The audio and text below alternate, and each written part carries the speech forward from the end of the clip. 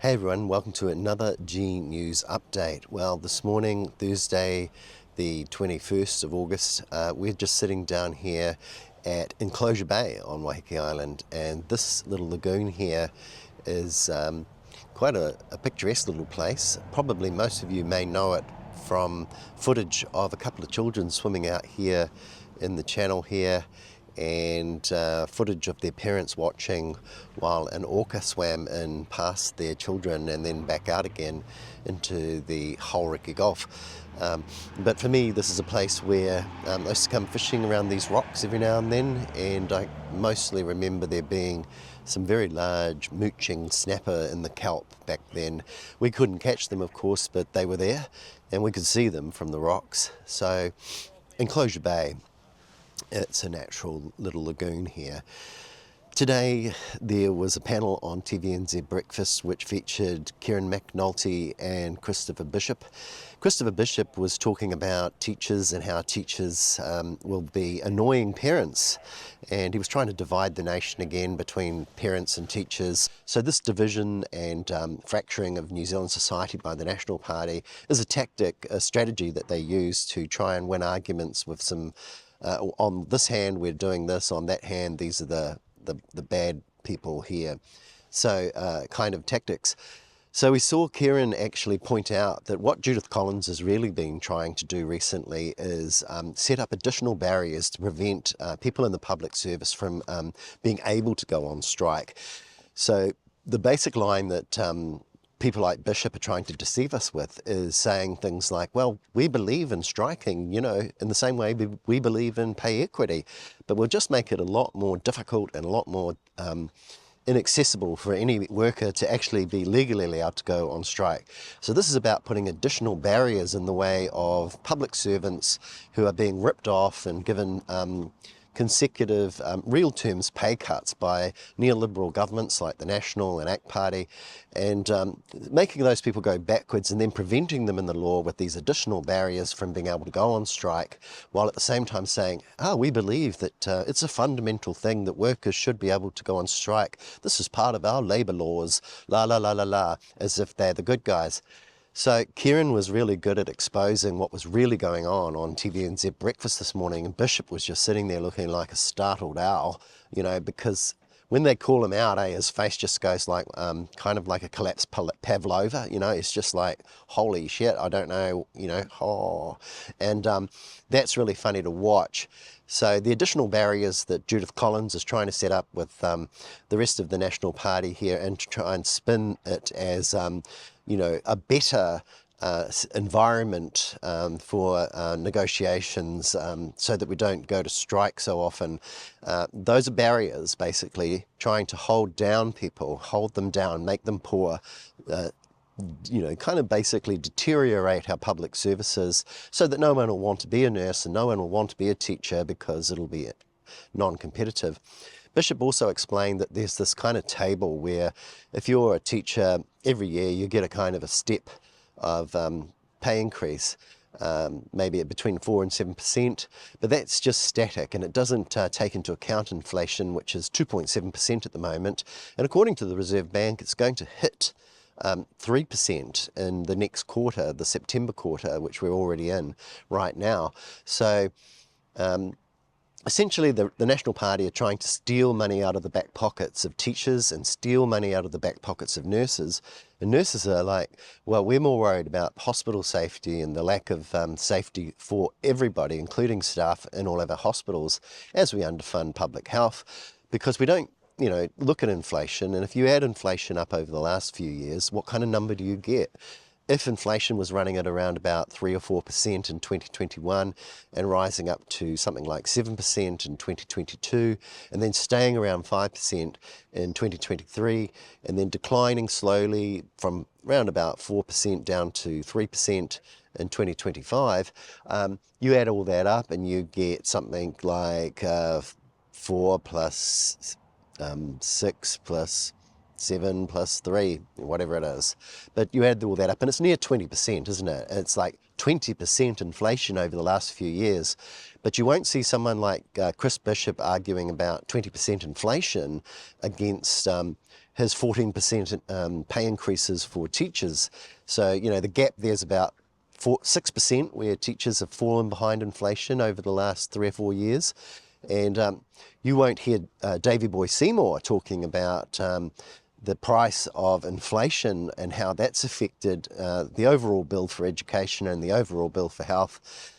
You'll just have him imply that this is about reckless spending. Now, yesterday there was a really, really good couple of speeches in Parliament from Kieran McAnulty and Ginny Anderson that exposed that the National Party agreed with COVID payments. The $66 billion was approved, and Christopher Luxon's men and government wanted more. They wanted it to be like something like 76, maybe 86 billions that was spent during COVID. And Nat trolls at the moment don't know how to answer this, and so I had a look through all the newspapers this morning just to sort of see whether the news that is making news on social media breaks through into the mainstream media, and whether journalists like Thomas Coughlan and Luke Malpass or Audrey Young, these people would actually tell the New Zealand public the truth about COVID spending and how the National Party supported it and wanted more. But dicky birds, crickets, absolutely no coverage at all this morning from Thomas Coughlan, Luke Malpass and Audrey Young. So when it comes to giving out awards for the Political Journalist of the Year, probably not those guys, I would say, should actually be nominated anymore. You know, and look at basically none of them. None of them were doing their job. So that's just the way I see it. They would probably argue this is not news, but they're not prepared to challenge the narratives that are a repeated lie, as Kieran McAnulty pointed out. The repeated lie that New Zealanders are having to suffer while Nicola Willis and Christopher Luxon, the Prime Minister, continues to lie in front of the media at press conferences and stand-ups, and none of them, they just kind of nod their heads when they're being lied to, as if that's good, all right, we'll keep deceiving the public with your information, because your misinformation won't be challenged. We work for commercial media organisations, and therefore it's not our job to tell the truth or to challenge a lie when we hear one. So call me cynical, but I just think that journalists should be reporting the truth and the facts should matter. In other news today, we saw attendance figures come out. Now, this was published down in the Post. Last time I looked, I didn't see it at RNZ and I didn't see it at the New Zealand Herald. But the sad fact of the matter was that school attendance has gotten worse under Christopher Luxon.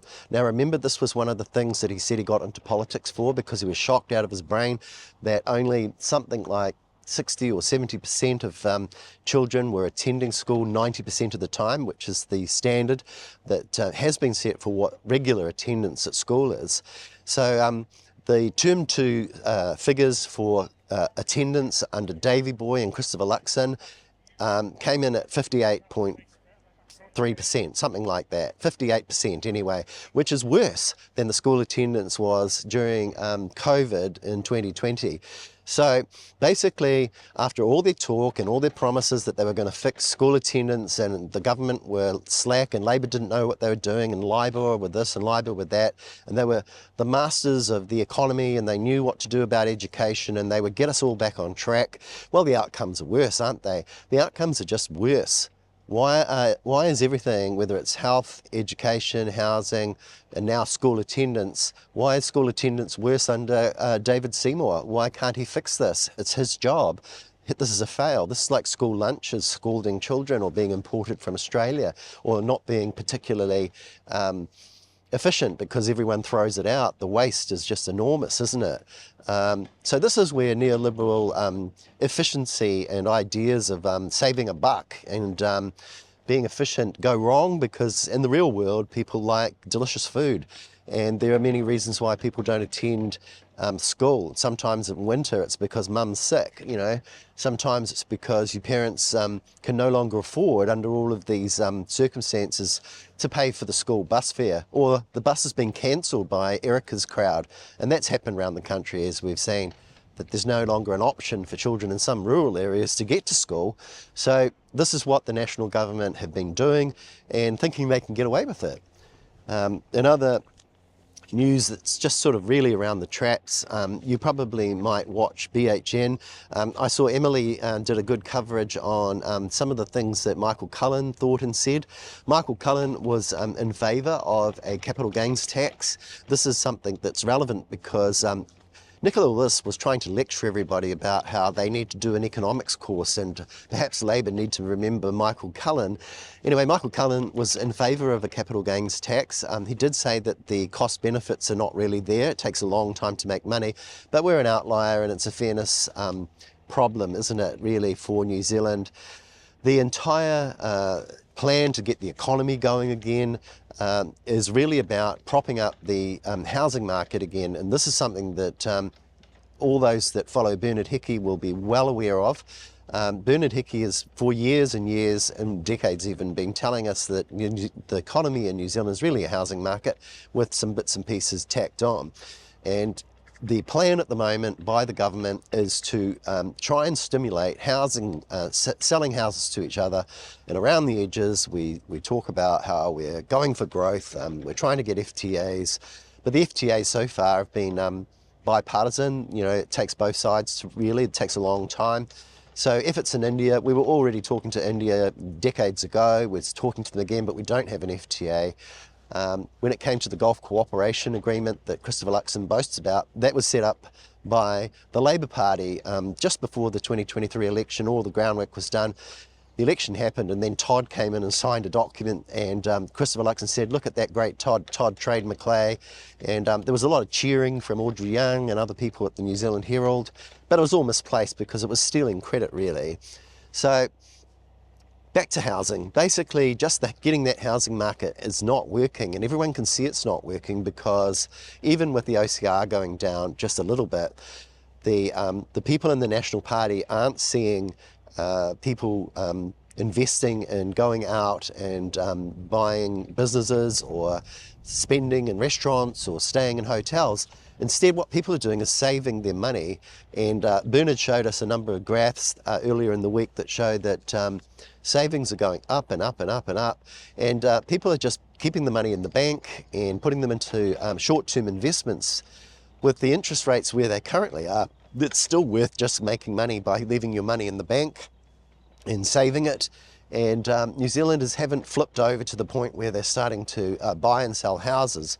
Sharon Zollner from the ANZ this morning said, well, maybe it'll take a whole year, possibly till just on the foot of the 2026 election before we even see any effect from yesterday's OCR changes or those changes. About 2.5% interest rates have come down. But as you know, most people are on fixed mortgages, so about half of those have flipped over to these lower rates. And we really haven't seen much stimulation in the economy from it because people are still saving their money. So everyone can see the fact that the strategy to fix the economy is not working, and it's the wrong strategy. And in the Sunday Star Times about a few days ago, business community leaders came out and said they'd gone sour on Christopher Luxon and that his plan isn't working. And what really bothered them was that there was nobody else that was an obvious replacement. I mean, Nicola Willis has been trying to run around with glycemia and sort of making out that she's the next Prime Minister. Erica is too manic and basically not with the program, with her trying to get rid of Te Reo, or the anti-Maori sentiment. We can do without it from Erica. You know, no matter what they say, basically their actions speak louder, and she's trying to take Te Reo out of those books. So Erica, I'm sorry, you can be as disappointed as you want to be about teachers getting a real terms pay cut, but you're getting 10%, aren't you? So I'm sorry, but that whole thing where people who are quite wealthy and have a lot of money are disappointed in people who are really struggling to make ends meet and can't even put food on the table, you know, and work really hard and do something like teach our children, that's just wrong. You know, we can't have you. You've got to go, Erica. So these are just some of the thoughts that you know, happened this morning, really. And we saw that speech yesterday where it was really obvious that we've been lied to all the time by Christopher Luxon, who's made out that there was 6 years of economic vandalism, of overspending by the Labor government during COVID. But yeah, those National Party people, they signed up to those COVID payments, like I said earlier, and they wanted more spending actually. And there's been not a whisper or a boo in the newspapers, because should that lie come out and the truth be known, then I guess all the people that are swing voters that vote for National will suddenly see how they've been betrayed and deceived, and that they can't trust the word that comes out of Nicola Willis's mouth. They can't trust the word that Christopher Luxon ever says about going for growth and reckless spending and overspending and economic mismanagement. In actual fact, the way I see it is that these people are fairly basic, and they have read some basics, and they've been given some spin doctor advice about the economy, and basically that's why they talk about other people having to do what they've done, which is read some 101 economics and try and pretend that with a degree in English literature that they're actually some kind of economist, but they're not. They're good at debating, and they're good at making sort of distracting arguments that go back to blaming somebody else, but they're not good at actually taking responsibility or coming up with a strategy other than fixing the housing market and making that come back to life, so that everyone feels like they've made some money out of the paper record of the value of their houses. And so it's a tired old national government, and they're reaching around trying to grab now something, anything.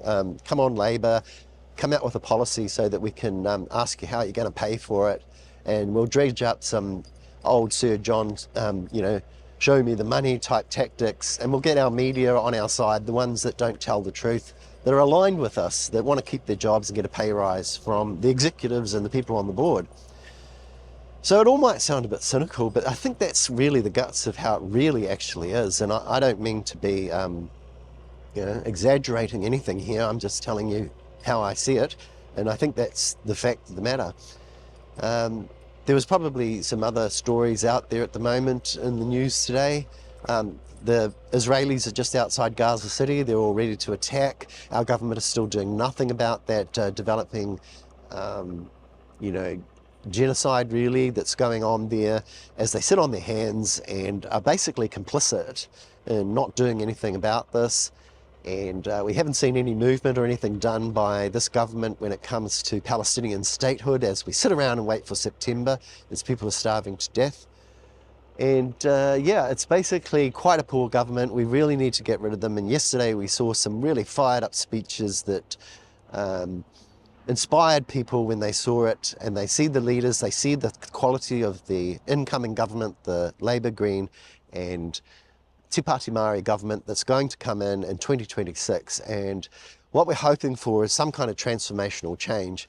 Now, Karen McAnulty mentioned how free dental is for people up to the age of 24, and then later on extended to become a universal service for all of us, so that we can get our teeth fixed and our children can get their teeth fixed, is something that the people on the left are thinking that is worth doing, and that we can step outside the very, very conservative and catastrophized orthodoxy of Nicola Willis. She's saying, oh look, you'll lose your AA plus Fitch rating, and what will that mean?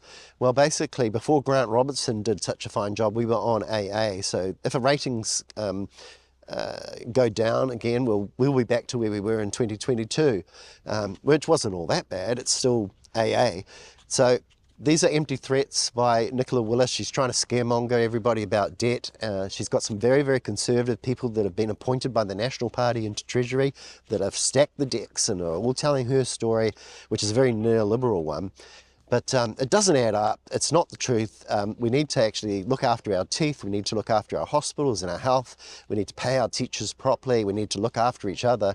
And we need to come together as a nation, and we need to build the nation up. We can't have these people trying to set parents against the teachers. We can't have these people trying to set patients up against nurses. This is the kind of stuff that the National Party is all about, and they want to divide the nation. This is a small minority of wealthy people trying to divide and conquer us, and that's how it actually works. So here we are on a beautiful Waiheke day at Enclosure Bay. This is Enclosure Bay, and I'm G from G News, and I'll talk to you all again soon.